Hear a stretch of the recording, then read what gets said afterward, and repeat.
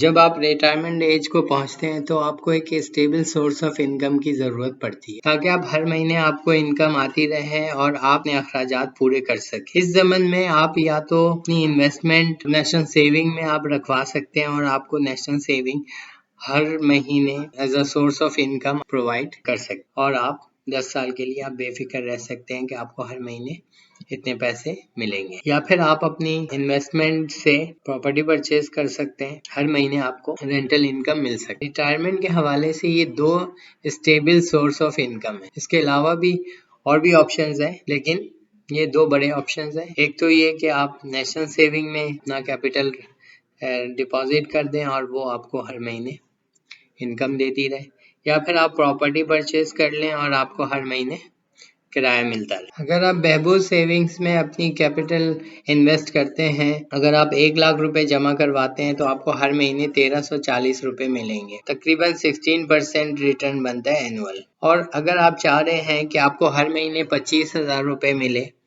National saving से, तो आपको तकरीबन 18,65,000 रुपए जमा कराना होगा। और अगर आपके अखराजात 50,000 रुपए हैं हर महीने, तो फिर आपको तकरीबन 31,31,000 रुपीज़ आपको जमा कराने होंगे। और अगर आप अपनी इन्वेस्टमेंट 50 लाख रखते हैं तो आपको हर महीने 67,000 रुपीज़ आपको हर महीने नेशनल सेविंग आपके अकाउंट में ट्रांसफ़र कर देगा। और नेशनल सेविंग्स के में जो अपर लिमिट है वो तकरीबन 75 लाख रुपीज़ है, जिसके ज़रिए आपको तकरीबन 1,05,000 रुपये आपको हर महीने मिलेंगे। तो अगर आप रिटायरमेंट एज को पहुंच चुके हैं और अगर आप चाह रहे हैं कि आपके पास एक फिक्स्ड सोर्स ऑफ इनकम हो, तो आप अपनी इन्वेस्टमेंट नेशनल सेविंग्स में कर सकते हैं और नेशनल सेविंग्स आपको 10 साल के लिए फिक्स्ड इनकम दे सकती है। इस इन्वेस्टमेंट की ख़ास बात यह है कि आपको हर महीने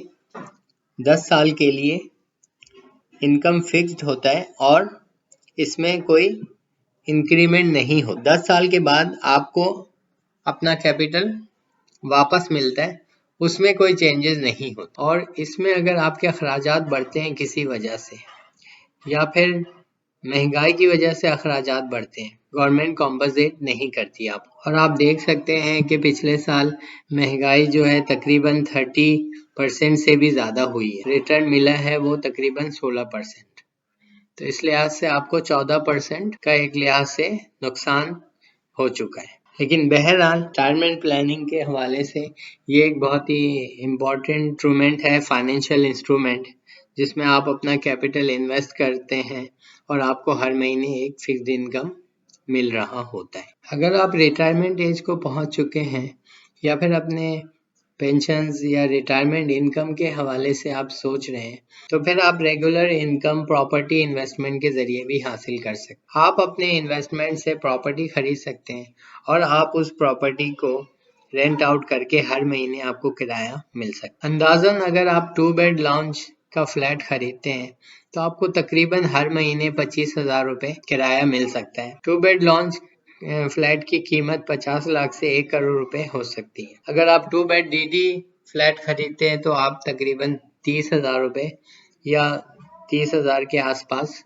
किराया मिल सकता है और ये फ्लैट आप तकरीबन 75 लाख से 1.5 करोड़ में आपको ये फ्लैट मिलेगा। इसी तरह आप 3 बेड डीडी अगर परचेज करते हैं तकरीबन 40,000 रुपये किराया मिल सकता है आपको हर महीने।